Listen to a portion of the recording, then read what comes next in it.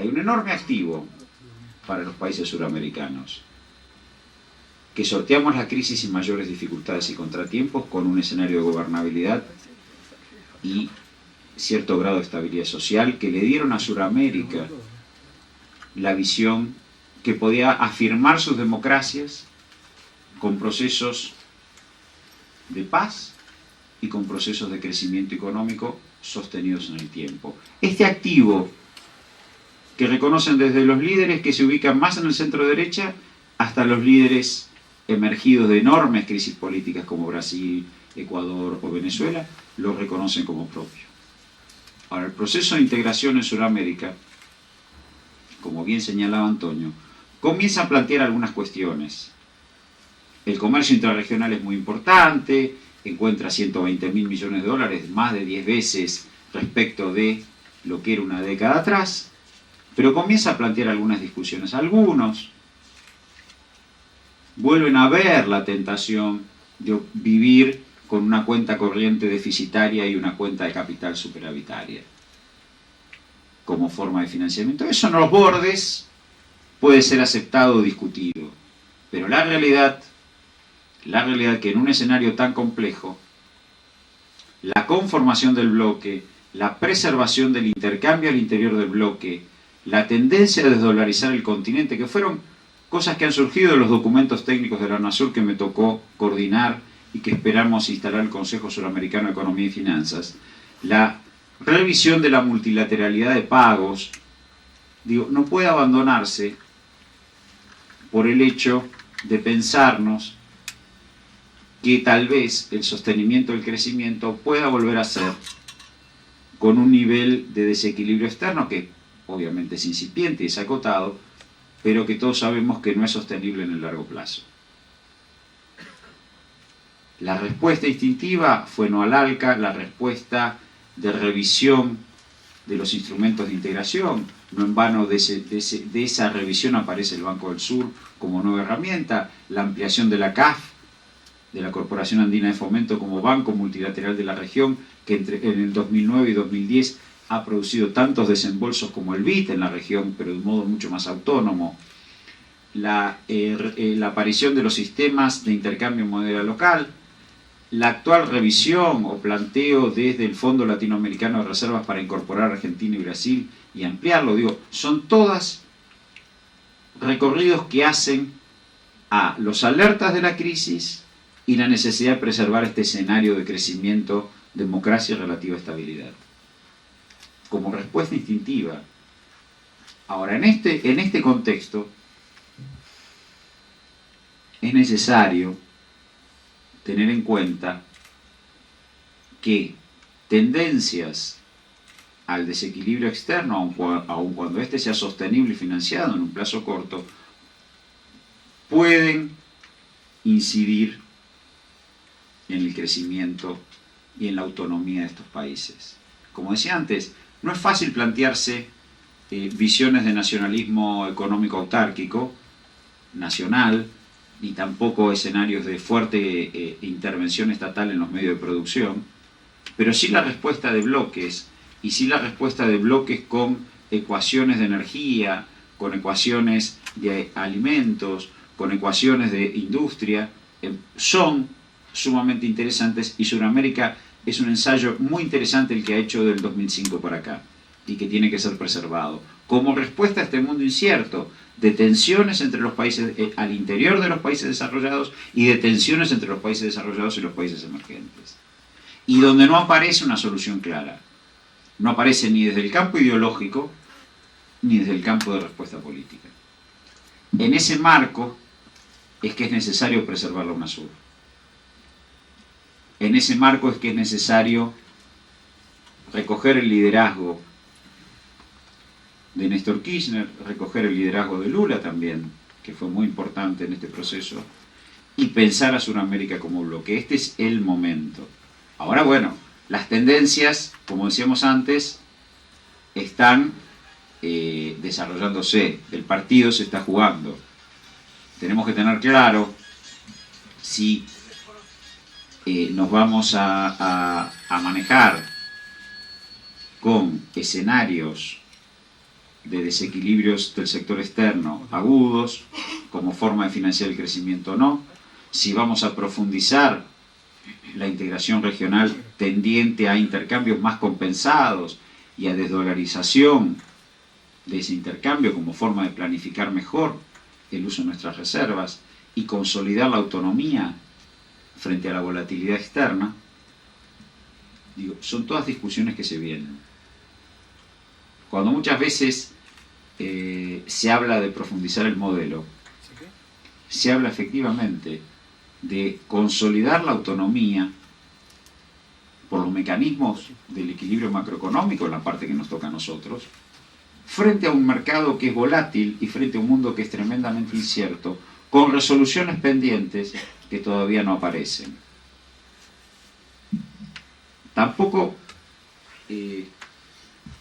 pareciera ser razonable, o pareciera pensarse como razonable, que Europa va a sostener una desestructuración aguda de sus estados de bienestar y ajustes profundos, pero también no hay respuestas políticas frente a esos planteos, digamos, coordinadas, coherentes o con capacidad de alterar la decisión política. Es una tensión no menor.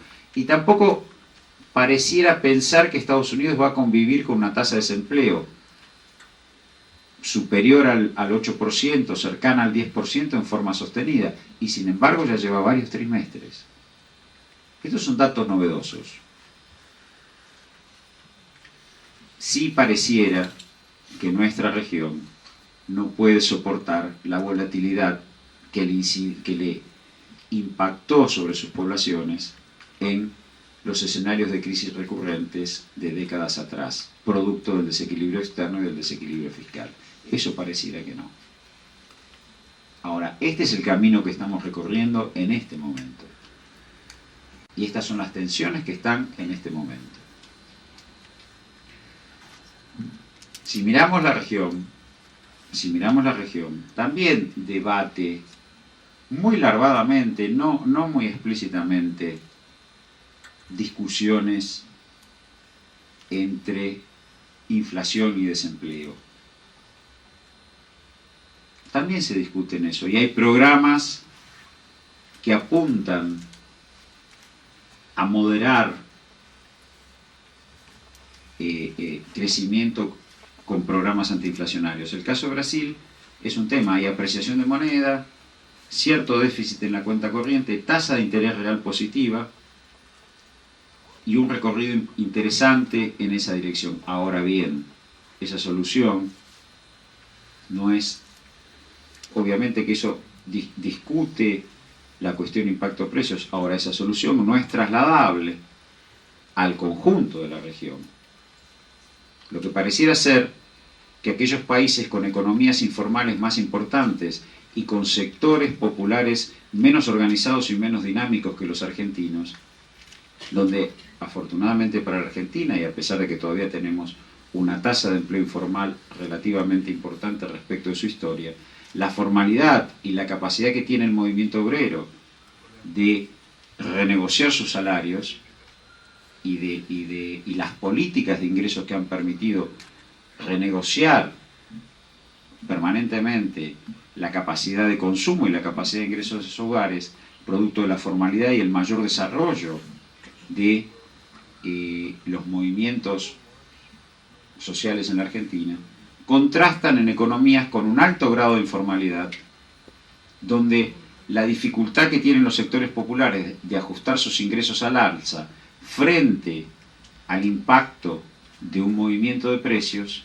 es mucho menor, y por lo tanto priorizan en muchos casos la estabilidad frente a un empleo formal que es cada vez menor. Digo, Perú, por ejemplo, y muchos hablan del alto crecimiento peruano, pero el gobierno que ingresa se encuentra con que la informalidad ronda el 70%. Para esos sectores, la capacidad de ajustar ingresos es mucho menor y por lo tanto cualquier movimiento de precios es mucho más temido que el desempleo abierto. Afortunadamente en la Argentina,